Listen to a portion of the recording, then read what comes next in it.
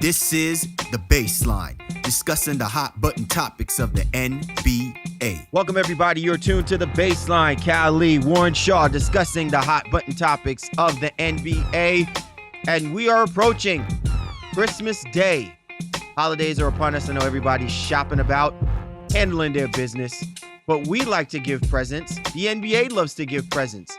And, man, I'm telling you, as the season continues to weigh on, we've got some exciting ball being handled right now during this time of the season. So I'm not going to waste any time. I'm going to roll out the red carpet to my right-hand man, 50 grand NBA aficionado, my man for www.shawsports.net, Big Kahuna PNC, my brother from another mother, Mr. Warren Shaw, repping out of Fort Lauderdale, Florida. Jingle, jingle, Mr. Shaw. Are you riding on your one-horse sleigh? I don't know about all that, my dude, but salute to all the fans listeners of the NBA Baseline. Yeah, we have a great show on tap. Again, as you said, just a week or so away from NBA Christmas and all the great games that are going to be taking place on that day. But a lot of action, a lot of news and notes to get into this week as well. And I got a special guest as well. So should be a great show for our fans. Yeah, definitely. In a little bit, we have our stat aficionado, Adam Joseph, joining on board with us this week. Going to break down some fun statistical facts and kind of use the numbers to kind of give us a little bit of a gauge of what we might expect for the rest of this upcoming season. Also, we'll be talking about the new collective bargaining agreement that has been tentatively agreed upon between the owners and the players. Some really interesting facts and things that you might want to be looking forward to for your favorite team as this season not only approaches, but when the offseason approaches. And of course, we have our coveted Coast to Coast, where we discuss all of the hot breaking news happening in the association. Now, before we begin, this show is dedicated to an iconic person who has unfortunately left the NBA community. I'm sure everybody knows about the passing of Craig Sager. I don't have to get into the logistics about the fight that he has basically had over the last few years, but this man has been the cornerstone piece of basically what we consider sports journalism. He innovated the sideline reporting. I know people remember him for his colorful outfits, but I think his graciousness, the ability to ask the hard, pivotal questions to even the star athletes, and a consummate professional, he has left us all too soon. Even though he may have lost this battle, he has definitely not lost the war. And I can just only say, and I'm sure Shaw has a few words to even speak about as well, too, to give our condolences to the Sager family. What a valiant battle he fought against leukemia, but more importantly, the man himself and all that he achieved for the NBA and sports in general. Yeah, it's amazing when a person passes and you see and hear all the great things that are said about them, and nobody can find a bad story and nobody can have anything negative to say. I mean, and anything negative you might have heard maybe from Charles Barkley, and it was all in jest. It was all in jokes, because Craig Sager just had a great personality, a great sense of humor. But most importantly, he was a great journalist and a great human being. He took his job extremely seriously. One of the guys that was, always doing research so he could, like you said, give you the best stories out there. And I remember, I think it was Doug Collins was saying on ESPN the other day, is that even if he wasn't going to be able to be on television and give and present that story, he wanted to make sure the story got out. So he passed news and notes onto his colleagues and say, hey, you know what? I found out this about this person. Make sure you mention that on air, because I think that's something the fans should listen to.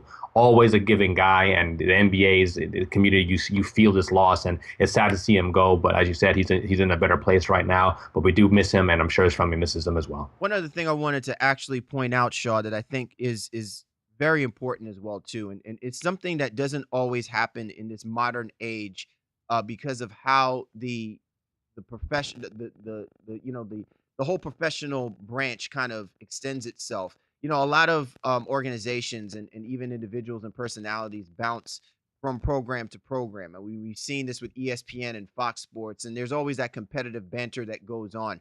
But Turner Sports has been one of the few organizations that has been very loyal to even their oldest of old people. Craig Sager has been a TNT guy almost through and through. I mean, and it would speak volumes when the president of the company actually comes out and gives heartfelt messages, really before anyone else says anything, because Craig Sager has been there. He's been a part of it when TNT Sports was at the top of the top.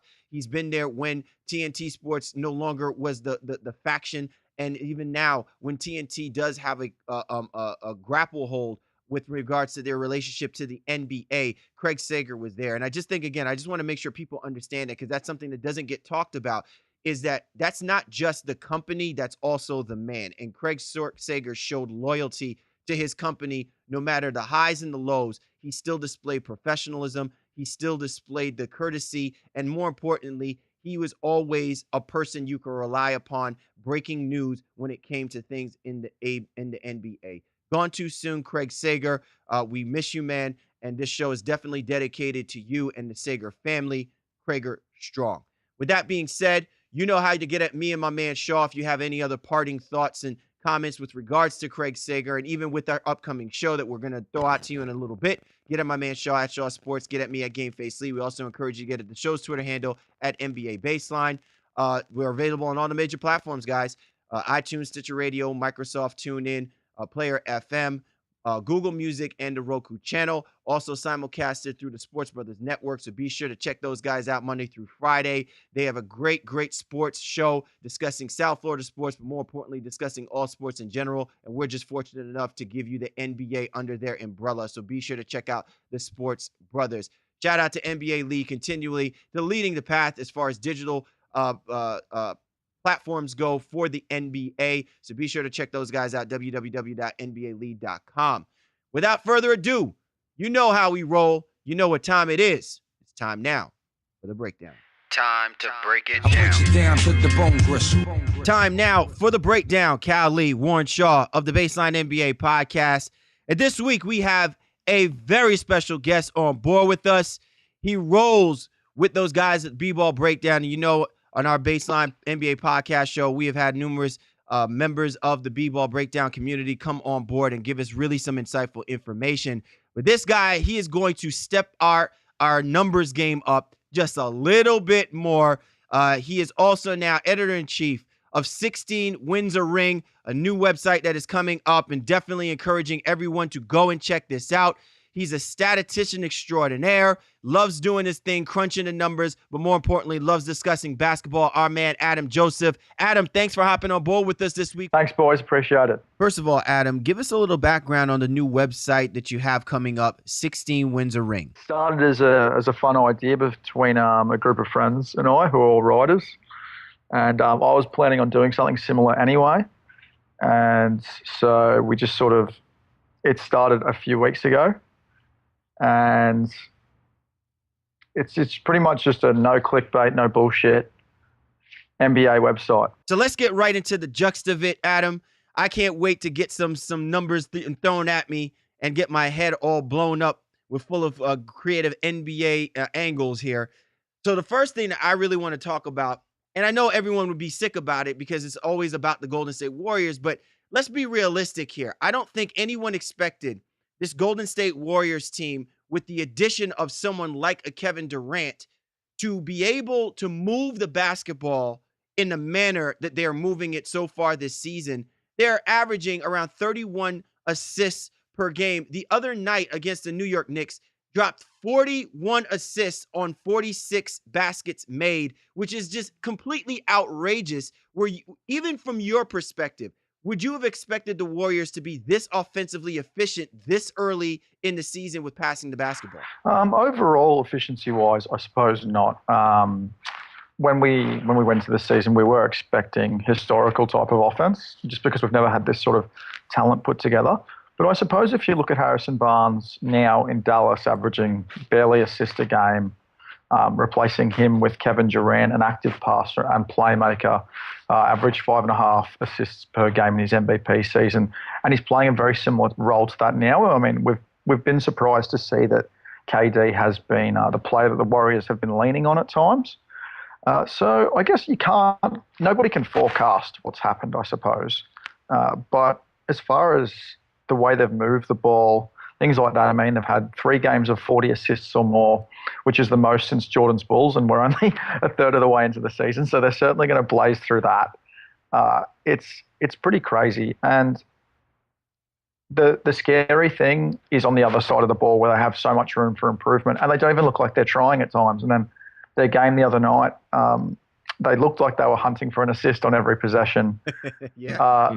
Just for fun, like they were just mucking around, and that's pretty terrifying. I mean, considering the fact that Cleveland today lost Chris Anderson with an ACL. I mean, you've got to start worrying a little and be wetting yourself a bit if you're the rest of the league. I like that there, Adam. But a team that actually was able to get past Golden State, in one game and took them double overtime, that was the Houston Rockets, and led by MVP candidate James Harden. Now, listen, we all know Mike D'Antoni is, offensive genius and all those things, and the fit and the marriage between he and Harden was destined to be pretty good. But did you anticipate Harden being the league's leading assist guy? I mean, always knew he could pass the ball. He's a great facilitator. I think he might lead the league in turnovers too, right up there with Russ. But nevertheless, did you see him actually leading the league in assists? And can he sustain this level? I think he certainly can sustain the level. You'd want to hope that they can get Beverly and Gordon to stay healthy so that they can keep being the secondary playmakers, which keeps him off the ball a little bit. I know that his workload is the same as it's sort of ever been. He's still playing a lot of minutes, things like that.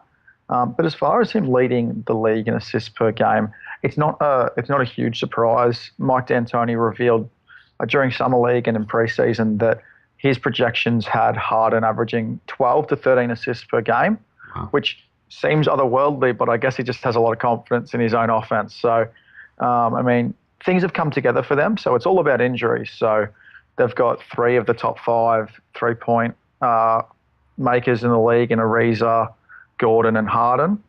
And then Ryan Anderson's been a terrific addition, as has Gordon. I mean, a likely 6th man of the year candidate, probably second in the running at the minute. He's been better off the bench for them than starting. I think it certainly can be sustained, but you can never anticipate the course of the season in terms of are injuries going to happen and derail a season or make their offense a little bit less functional, because their bench has been a problem. And when Harden's off the floor, their offense goes beyond the worst in the league. So there's all those sort of questions, but it's certainly sustainable if luck stays on their side. Editor-in-Chief for 16 Wins a Ring, Adam Joseph, joining us here this week on our segment of The Breakdown as we start looking at the statistical side of the NBA and how it's affecting some of the quality basketball that we have seen already in the early outset of this season. I want to point my attention to someone. I've been high on this dude ever since he started getting a little bit of that PT. He seems to now be embracing the role as being the man out in Milwaukee. I don't know if they're going to need to necessarily say that the moniker should be Fear the Deer as much as it should be Fear the Freak, because Giannis Antetokounmpo is all man everything out there in Milwaukee. He leads the team in points, rebounds, assists, blocks, steals, and any other statistical analysis that I think you could throw out there. When was the last time, Adam, that you saw a player dominate on one team, and how much stock do we put into the Bucks being a serious playoff potential team because of what we're seeing from Giannis Antetokounmpo? I suppose the last time we saw someone so statistically dominant across the board would probably be LeBron James in those early Cleveland days when he was carrying a roster that was very top-heavy, just mainly because he played for them. So I suppose that would be the comparison, not in, I suppose, athletically, all the different things he can do. But I mean, LeBron didn't have Giannis's wingspan, which pretty much means he's all over the court, whether he likes it or not. And in terms of the Bucks going forward as a playoff team, who knows in the Eastern Conference, because the teams in the East, I mean, the 3rd seed is 3 games above 500 at the moment, I think. And it's just a cluster. I mean, you can have a couple of bad days and all of a sudden you're 9th or 10th in the East. So they're certainly in the picture. And we've got, now that it's December 15th has passed, certain free agents can now be traded, things like that. I mean, there's more on January 15th as well. We're going to see that ramp up. Do the Bucks make moves? Jason Kidd is very ambitious. As unpopular as he is with the fans there in Milwaukee, I think they're right in there, but eventually, I think offensively, not having Chris Middleton is going to hurt. But Jabari Parker has been awesome for them this season as well. And I want to follow up real quick, just like another quick note on Giannis per se. I mean, because there's something that I've been struggling with in terms of what I want to call, an elite player, and then, from an all-star. Because I think there's levels to this, right? You have an all-star guy, and then there's somewhere in between, you're a multi-year all-star, and I don't know what you would actually call them, but then you have, kind of those elite players out there. How far away do you think Giannis is becoming an elite player in the NBA? I think, it's a tricky one, isn't it? Because elite is really only reserved for a handful of guys. So I guess to pay him that proper respect and other elite players that proper respect, you've got to wait out and see how it goes through this season, and if they make the playoffs, how he performs under that. We haven't necessarily seen how this version of Giannis will perform under playoff pressure when teams have time to scout for 7 games and focus in on his weaknesses. Although, I mean, you see him hitting threes on vines and in highlights, and you're like, we're going to run out of weaknesses to target here. And yeah, I suppose you've got to let it simmer more than a season, right? And then we can see how it goes in playoff basketball. And as we're discussing, guys like that, next guy I'm going to talk about, but really his team in general, is the Toronto Raptors. And I think DeMar DeRozan is leading the charge there from, being a now a multi-year All-Star. I don't know, he's not quite elite yet, but he's still in that middle, I guess in that middle between those two levels. But this Raptors team has overperformed in my estimation offensively, and I want to get some of your thoughts on this. I mean, you're talking about a team that is first in offensive rating, they're third in points per game. I think they're first in free throw percentage. They don't turn the ball over, so they're first in least amount of turnovers. First in three-point percentage, second in field goal percentage, just doing everything so right for this Raptors team. How are they doing it, and is it really sustainable? Certainly DeRozan's mid-range success wasn't sustainable. We have seen that regress a lot. But the play of Kyle Lowry since then, I mean, he's been averaging something crazy. I put it out the other day. I can't quite remember. I think it was something like 28, 7, and 7, something around that. And they were 10 and 3 in that time. And I actually think they're better when he's the alpha, because there can only really be one with the way they operate. But what makes them special is that they have 7 guys. They have a good rotation. They have 7 guys who can hit threes at above league percentage, 3 guys in the 40 and up range, which is incredibly valuable. You've got Valanciunas and DeRozan inside the perimeter, working things and creating that space. Certainly nobody expected them to have the best offensive rating ever in the history of the NBA. Thus far through the season, nobody could have claimed to predict that, even the most optimistic of Toronto fans. But the signs have been there. I wrote about it for FanRag last week. It's improved every year under Dwayne Casey, and maybe we're not giving him enough credit for what he's put together, because when you look at the roster as a whole, that doesn't look like to me like it looks like a really good offense, but that doesn't look like an elite offense to me. So maybe we're not paying enough dues to Casey's work. I want to touch upon Dwayne Casey's importance, especially to this Toronto Raptors team, for a moment, Adam.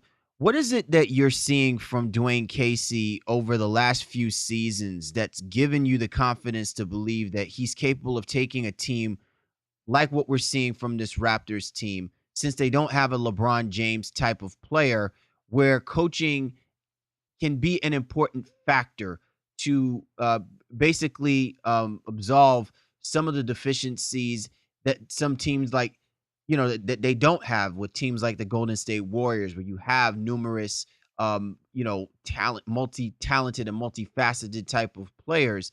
I just feel like what we're seeing from Dwayne Casey is definitely not what we saw from Dwayne Casey back when he was the head coach of the Minnesota Timberwolves. And I'm still a staunch believer that coaching plays an important role when you are working with guys less talented and less undisciplined, and maybe not as apt from a basketball IQ perspective to maintain a high level of competitiveness throughout the course of a high intense level basketball game. Well, starting with Casey, you'd have to put it down to just continuity. I mean, this is a group that's been together a long time. I think they're in their 6th season together as a core. And I think if you're looking ahead to say that these two are definitely the Eastern Conference finalists, the question for them is, if their offense is sustainable, at least at a relative level to what it is now. Let's be realistic and say it's probably not realistic to this extent, although we've been proven wrong on those things before.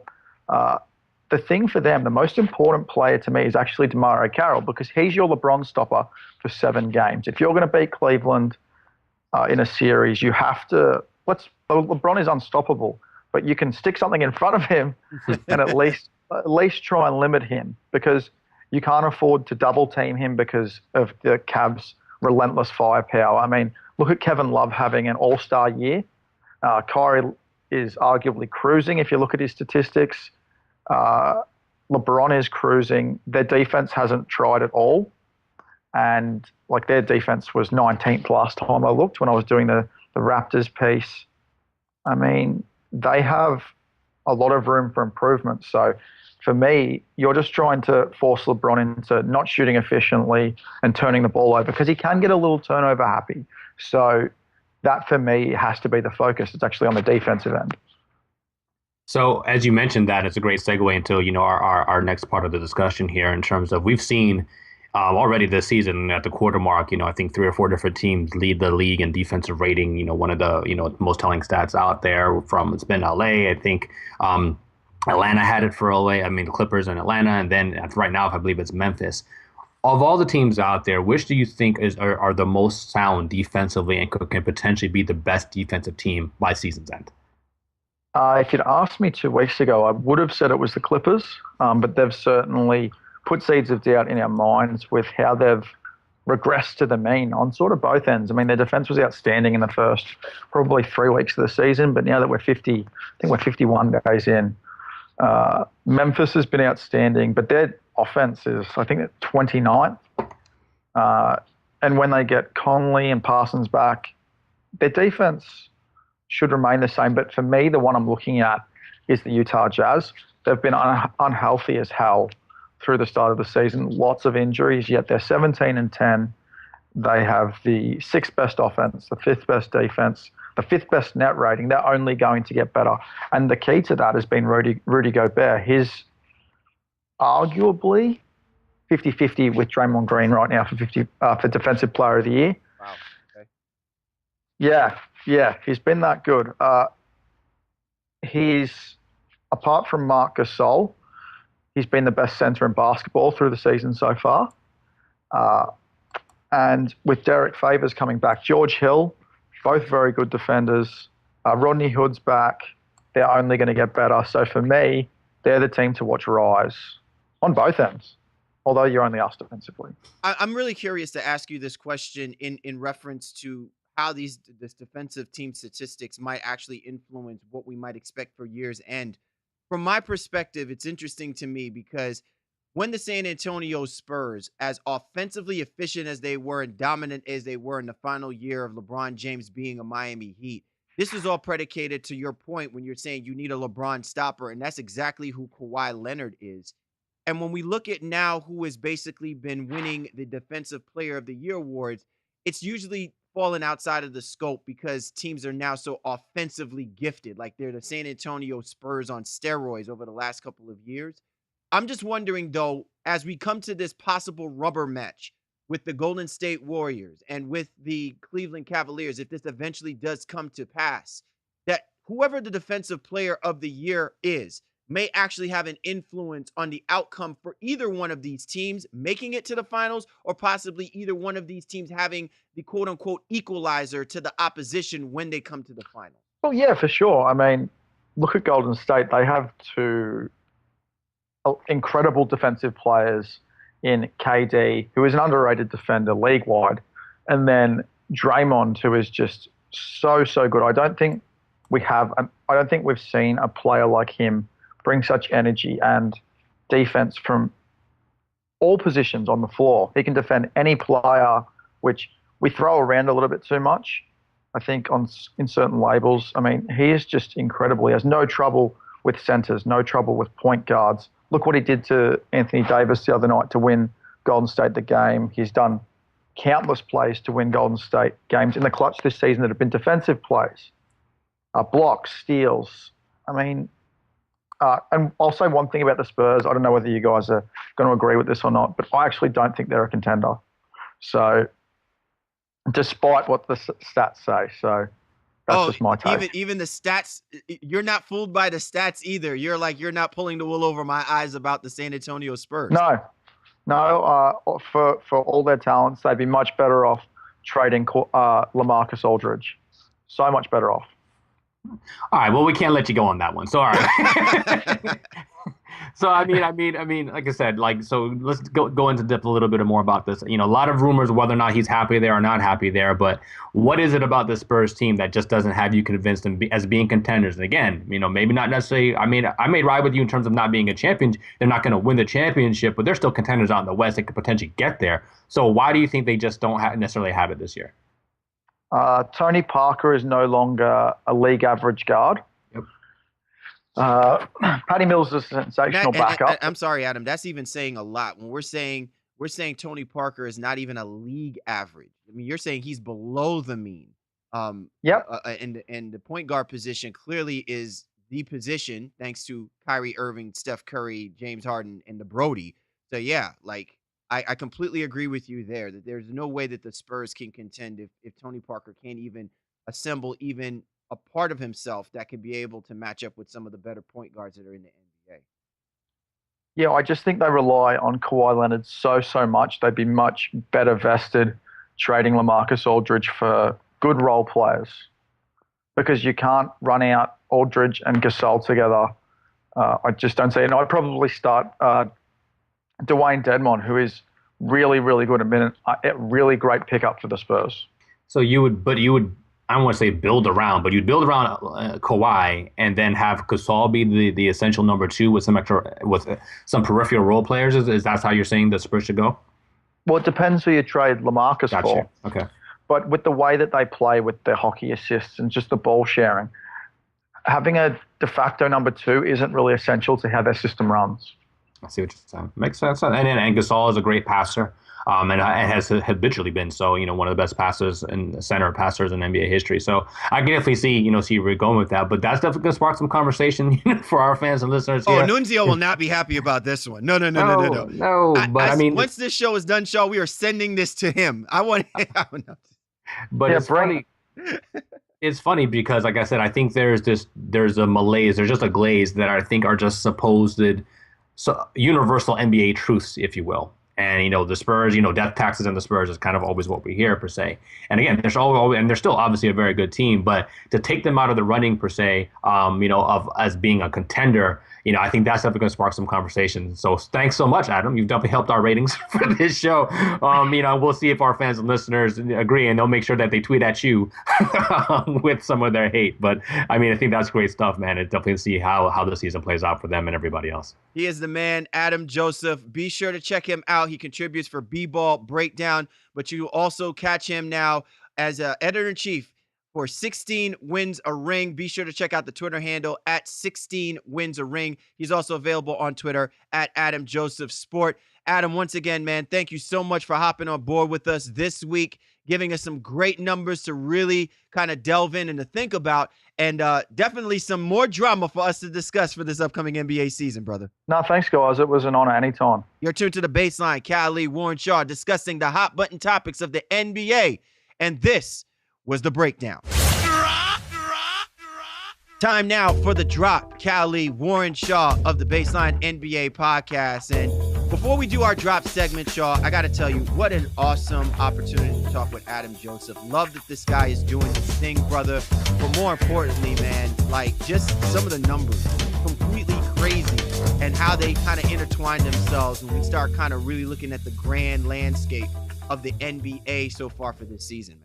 Yeah, it's fun for us. I think we like all areas of the game and like to discuss all areas. And some people are more, eye test guys. More people are statistical analytics.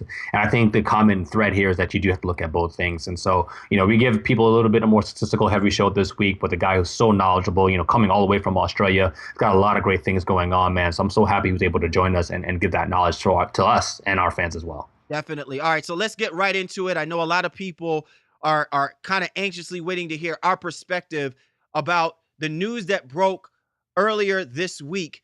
The NBA and the Players Union have basically come together, and they have tentatively agreed upon an NBA players collective bargaining agreement, one that can extend out for, I think, at least 7 years. And Shaw, this is very, very big news, because much like other sports franchises, we have seen the ugly side when these two factions do not get along. We've seen that the fans lose out, that the players lose out, and the game lose out. And I just think it's a big step forward that they have tentatively reached an agreement. Obviously, both parties have to look at any possible ratifications that must happen. But the idea or the bottom line is they have come to a mutual consensus to put together an agreement that both sides can allow each other to thrive and profit off of the game. But more importantly, the fans do not lose out on the rise of NBA basketball. I think that's the most important thing. I mean, we'll discuss, some of the key notes and key points that are changes to the CBA,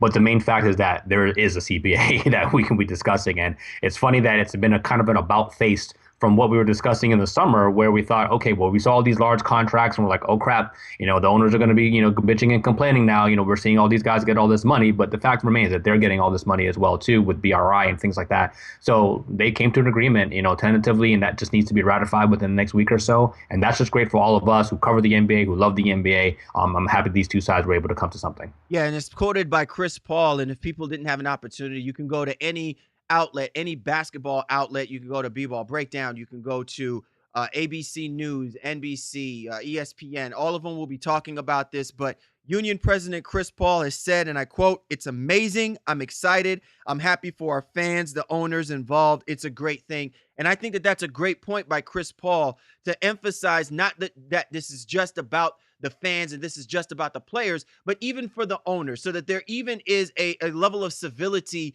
in the idea that they've come to this agreement. It meant that they have actually worked together, both sides, to get this done. And to me, that speaks volumes about the maturation process that the players have in their vested involvement in making sure that this agreement and this deal got done. Yeah, absolutely. And when you get the union president coming out and saying that, and you get the commissioner coming out and saying things that he said, it just shows that both sides were mutually dedicated to making sure that there was going to be basketball and no work stoppages in anywhere in the near future. They still have their opt out, I think, in the 6th year, but this was kind of the same thing here now to kind of just figure out, okay, what do we need to tweak? And there are a couple of tweaks here that are definitely going to be impacting the players and the owners. But overall, it's going to create some more jobs as a lot more money is coming into the CBA. Yeah, a couple of things to kind of highlight and point out with reference to this new agreement. The league's average salary is expected to jump from $5 million to $9 million, which is approximately a 45% jump. There's also some planned changes to the rookie scale deals, minimum salary contracts, and free agency exception rules, including mid-level exceptions. There's a couple of things, though, that we should also point out.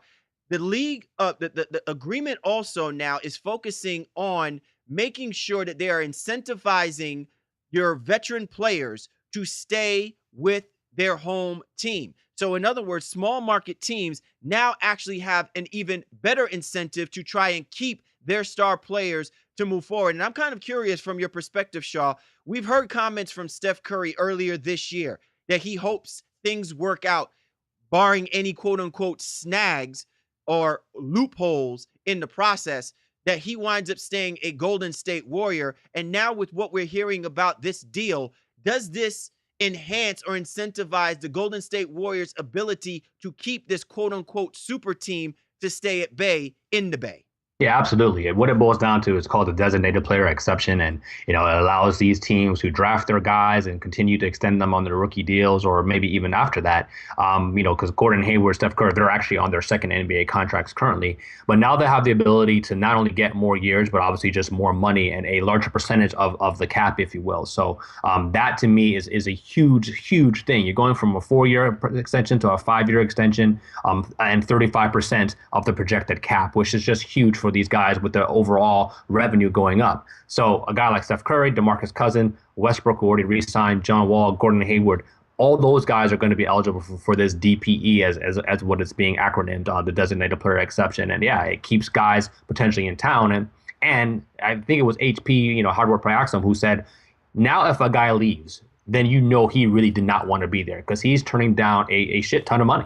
He does not want to be there under this if that's what happens. So I think it does come problematic for some teams out there who are trying to poach some of these free agents. And, we keep talking about a Boston who's looking for a star. This is going to hurt them in their chase for DeMarcus Cousins. It's going to hurt them if they were trying to go after Gordon Hayward and team and players like that. But it definitely keeps, these teams who draft well and get superstars to develop early. It gives them a better chance to keep them on the roster. Well, and I think the other thing that it does, let me go ahead and play devil's advocate, though, because I really think that there are times, however, where it's too much fixation on the money.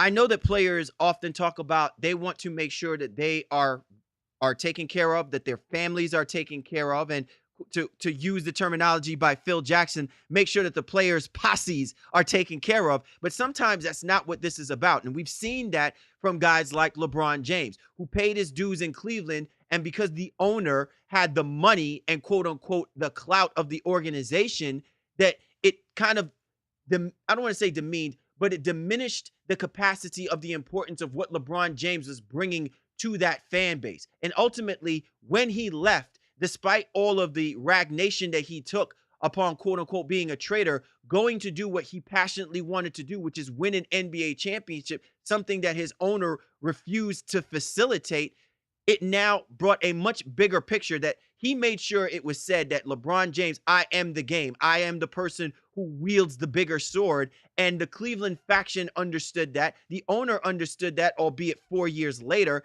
and wound up doing what he had to do to bring LeBron James back along. Now, for the Cleveland Cavaliers, this incentivizes LeBron James to stay a Cleveland Cavalier, right? Of course. But for guys like Paul George, who I've been throwing out there with the Cowspiracy theory that he may not want to stay in Indiana any longer, that the direction that this organization may be going is just not for him, and that after 6 or 7 years of weighing in mediocrity, after having 2 cracks at the apple to get to an NBA Finals, it may not be there for him. If he chooses to leave, let it not be he's saying because of the money, he wants to go to an organization that's about trying to win. And I just think that in ways that also kind of heightens the idea that for players, it's not always about the money, especially after you've paid your dues already for the NBA for so many years, and that your idea and premise is you want to go out and win championships.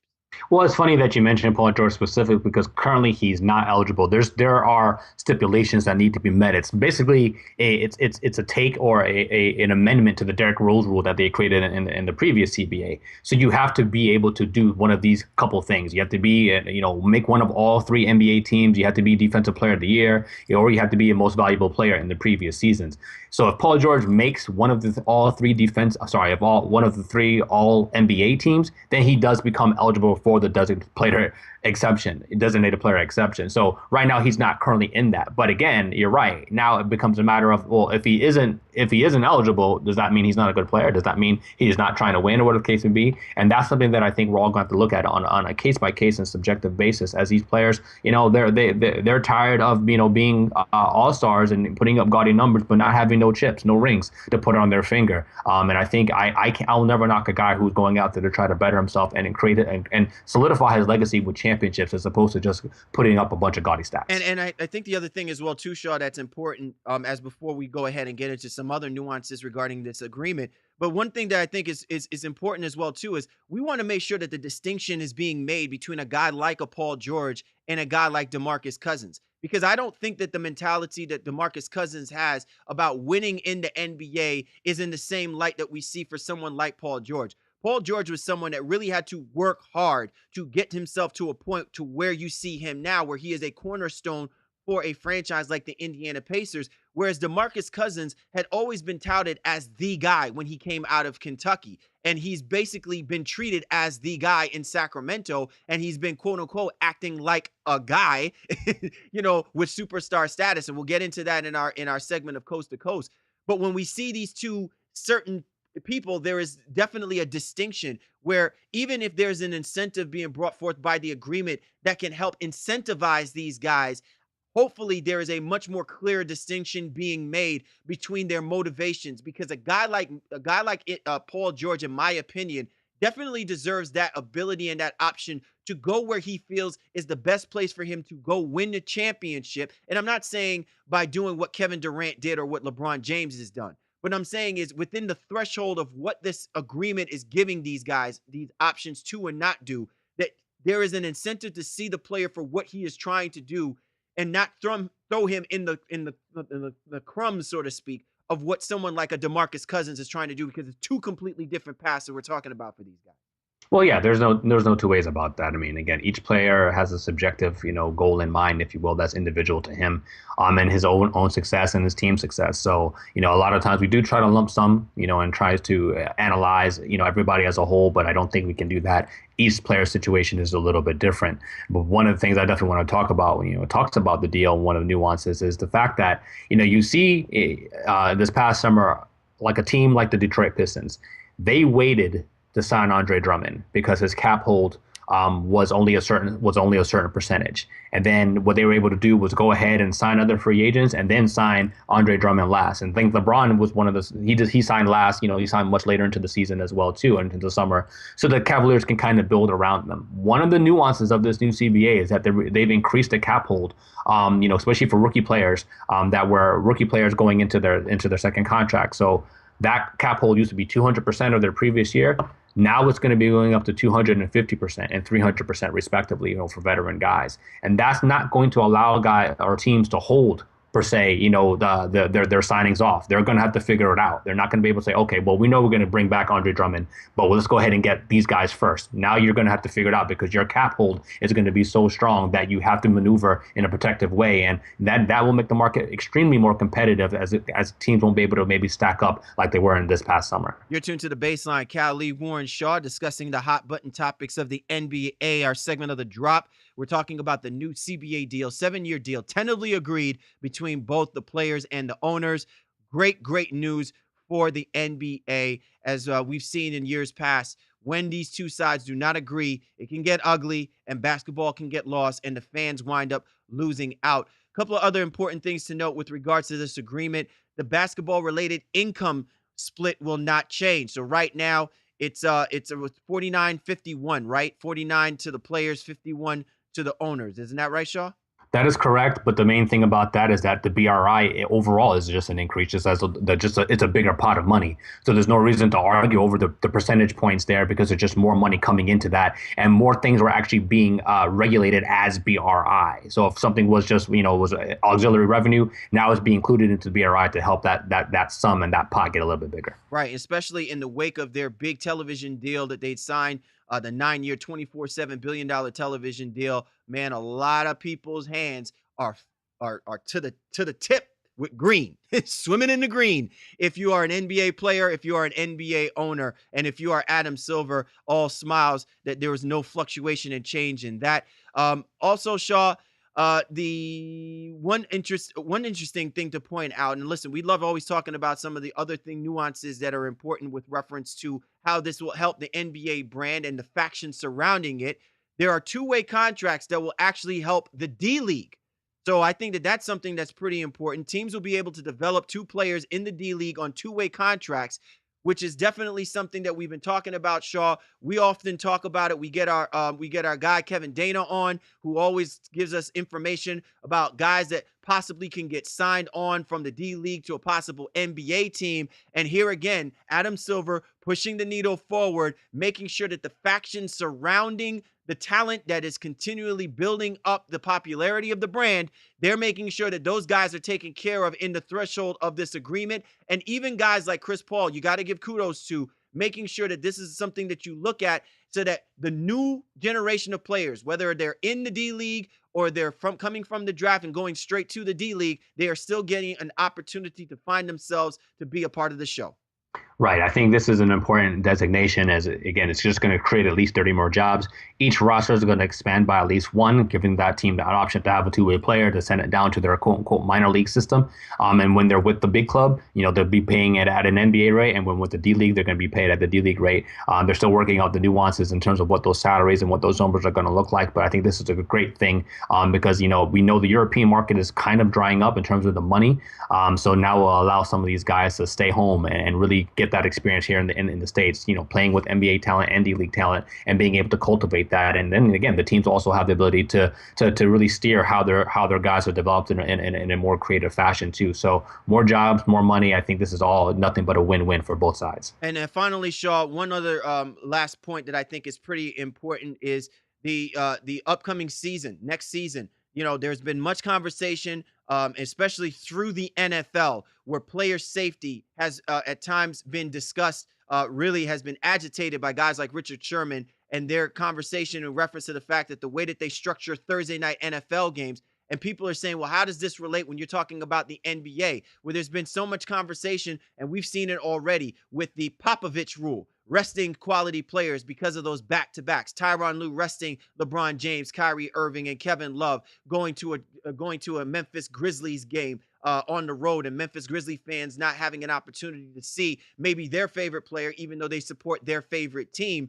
Well, now they're looking forward into part of this agreement to start the season early, because they are shortening their preseason. So I think that this is a big move, again, trending towards lessening a lot of the wear and tear that these players endure through the course of an 82-game season. By shortening the preseason, starting the season early, they're hoping for very minimal back-to-back opportunities that they've been doing already for this year, and then going into next year as well, too. No team plays more than 1 4 nights and 5 game circumstance. Big things happening with regards to the NBA and the league, trying to move efforts to enhancing player safety and incentivizing keeping the star players on the basketball court throughout the 82-game season. Yeah, I think what I want to know is that what happens if a team like Pop just decides to still rest people, even if this is in place. So, I mean, it's obviously great news for the players. Great that we'll have NBA basketball kind of even a little bit earlier than we have in previous years. But, what will be the penalty if there is one, if coaches decide, well, you know what, that still wasn't enough rest. I think you're going to have, maybe a cutback in turnovers, something to be interesting to watch, because you might have more practice time and more time for teams to get, some chemistry even off the court, if you will. But again, what will be the penalty if they're still resting players, if things go that way. So I'll be interested to see. It'll be interesting to see, and I think the biggest incentive as well too, Sean, we go back to now the importance of the faction of the D-League, and even like what we're seeing with the Golden State Warriors. I think next year it could even make the Golden State Warriors a team that we question because they sacrificed depth to get Kevin Durant, that they actually are now giving themselves an opportunity to play players that they didn't have an opportunity to play through the course of this regular season. If they have as dominant a season as they're having this year, even come next year, because they're going to start the season a little bit earlier, add that one extra guy on the roster, you're adding an extra guy from a depth perspective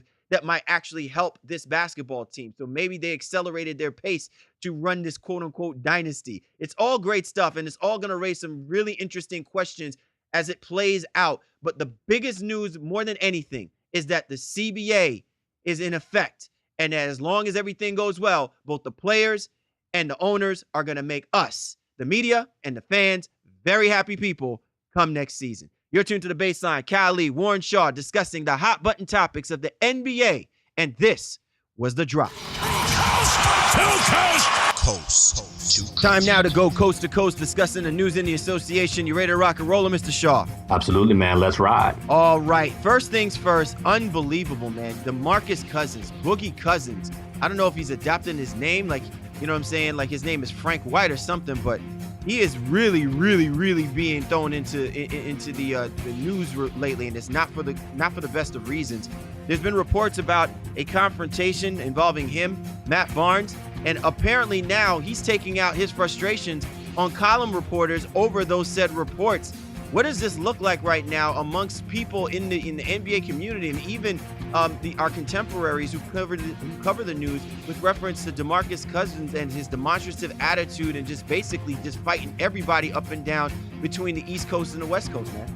Yeah, it's very split, I think, amongst everybody that you're saying, our fellow media types, and then, people who are defending him, players and like of the sort. Again, and I've even seen media types defend him. They're saying that the Sacramento Bee isn't as reputable as some other newspapers out there that cover teams, and they say that they just have an axe to grind against Boogie. So Cousins, I mean, he does have some leg to stand on in terms of, if the paper is writing about his family and things like that too. That is, again, it's very personal. But again, he's an athlete in the limelight, and these things are going to happen. But it's just been a long and contentious relationship between Boogie and the Sacramento media, and that's why everybody feels like he needs to get out of there. But if you're a team trying to acquire him, you wonder, okay, do you bring those problems now, to your city? Is he going to have a problem with your media and, your organization as well? So I'm very interested to see, and I'm hoping we can get, one of the guys from Cowbell Kingdom on our show, in a couple of weeks to discuss this, because I think this is a huge story that's going to continue to grow. Well, I think the other thing as well too is you have to start looking at the player, and this is more than than just Boogie Cousins and,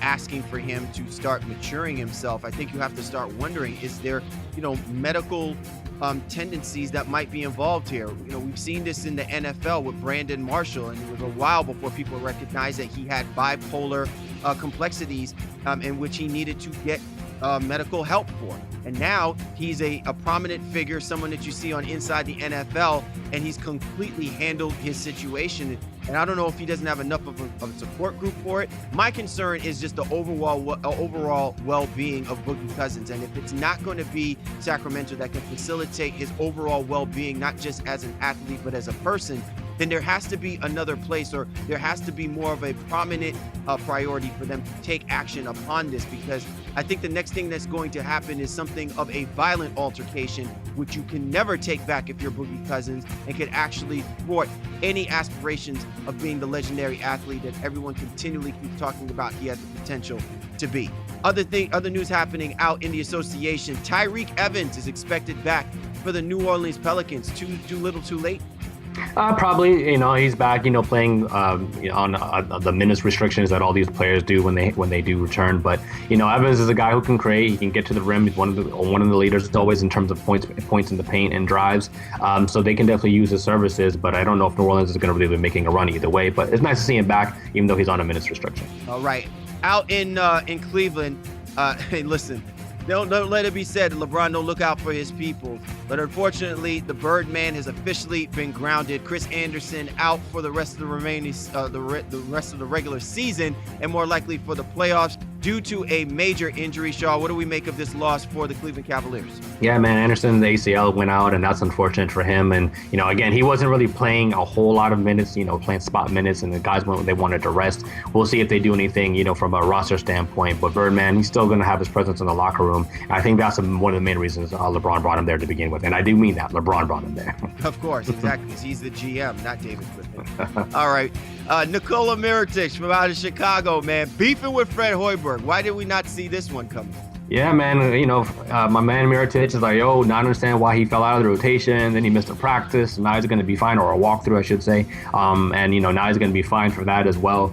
Just things aren't going as well as the Bulls have started to show maybe their true colors. The shooting has dissipated, and they're starting to lose, and the Milwaukee Bucks owned them this past week. Some problems in Chicago. Hopefully they get things turned around, but there's a lot of rumors that Mirotic might be on the block as well. All right, and speaking of beefing with head coaches as well, too, there were reports Nerlens Noel not all too happy with the Philadelphia 76ers, their head coach, and the direction that they're taking him in. I think the other night, Shaw, he only played like 8 minutes. What's up with Nerlens only getting 8 minutes? And this guy had a shoe deal when he got drafted out of the NBA prior to that Achilles injury. Yeah, it's funny to me that they're treating him the way they have. I mean, he came back and he got hurt immediately and turned his ankle after dealing with a knee issue. Came back in that first game after the ankle issue and only played 8 minutes. And I think, again, they're just trying to be cautious and make sure, he can stay healthy and potentially stay healthy enough for a trade. So, but he's upset, man. He doesn't want to be there anymore. And there's a lot of rumors out there about where he could potentially go. But there's a lot of background, too, that's saying, again, he's just not really a great locker room guy. So I think teams are going to be a little bit cautious in terms of trying to make a deal for him, especially if they can try to get him in the summer as a restricted free agent. And it's a shame these days, man. They tell you to trust the process, but Nerlens Noel truly is not feeling the progress. All right, man. So there we have it. All of this news happening in the association, Shaw. Excellent show. Excellent conversations. Great stuff to be thrown out just before Christmas Day. Yeah, man, a lot of fun stuff. And, again, a lot of drama, so I didn't expect to have all this drama here in the middle of December as we approach Christmas. But, that's what makes the NBA so much fun and makes it great for us to discuss and our fans to listen to as well. So make sure you give us a rating on iTunes and Stitcher and all those other platforms that we're at. Make sure you hit us up on the IG and Twitter as well. But another great show, man. Thanks for doing it with me, my dude. Oh, no problem, brother. And, one more thing, Shaw, just out of curiosity, man. How hyped up are you for these upcoming NBA games? I know that we're probably going to do our coveted annual preview of the NBA Christmas Day games, but are you truly hyped up over it? I'm feeling good about it, but I'm not so much feeling good about it when I see some of those ridiculous infomercials that ESPN be throwing out about their games, bro. Well, yeah, you just said it right there. I think they deflated my joy a little bit. They burst my bubble with that. They grinched you, right? They grinched Real you. talk. They put coal in my in my sock there, Bob, because Dude, I mean, did you see that horrendous commercial that the NBA released? And there's Blake Griffin is singing on the piano, and they're throwing coffee mugs to Dwayne Wade, and it's just the worst commercial. It's a singing commercial, and I hate sing-alongs more than anything else. So maybe that's why I have so much angst against it. I guess you're not planning to go see the animated movie. Oh, Sing? No, I like animated movies, but I will not see. You're not feeling the bull going doing. I'm gonna win no matter what. Riding in the hoopty. No, musicals just not my thing. But I think that's Idris Elba in that movie. If I'm not mistaken. So the fact that he's out there trying to sing in movies right now, that's interesting. But nevertheless, the NBA with their commercials, for Christmas Day, they usually have something that's a little bit more hype, and maybe we may get something in the next week or so. But that singing thing, not for me, not at all. Well, let's put it like this though. I will give props to ESPN. They did give a couple out there that were pretty funny. I like the one that he had with Santa talking about Steve Kerr and the wish list. I will at least give him that one. But they got to step up their game come next Christmas, man, with these commercials, man. Some of them they just flat out grinching me, man. I can't. You know what I'm saying? They spiking my eggnog with the wrong kind of something. So there you go. Anyway, listen, everybody, once again, be sure to check us out. We will give you our previews for the upcoming Christmas Day games. But we want you guys to make sure that you have a safe and happy holidays from us here at the Baseline NBA podcast. Cali, Warren Shaw, we appreciate you guys. We do. We'll catch up with you next time.